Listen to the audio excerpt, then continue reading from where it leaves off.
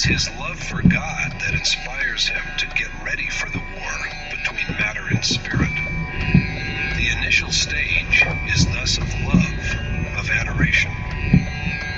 My revered teacher used to say, "Believe that adoration of the Supreme Spirit has commenced when, even while one is leading the life of a householder, there are signs of weariness and tears, and sentiment so powerful that it chokes the throat.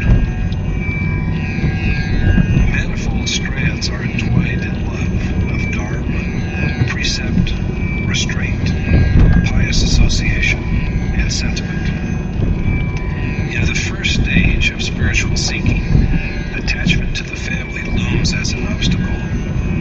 At the outset, everyone wishes to achieve the ultimate reality, but the worshiper is overtaken by despair when he realizes that after going a certain length of the way, he will have to sever all his ties of attachment to the family. So he learns to be contented with whatever customs he had followed earlier.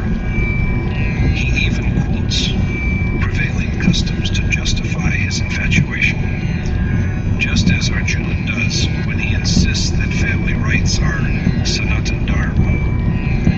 The war will cause the extinction of the Sanatan Dharma itself, and along with that, destruction of families and loss of civilized ways.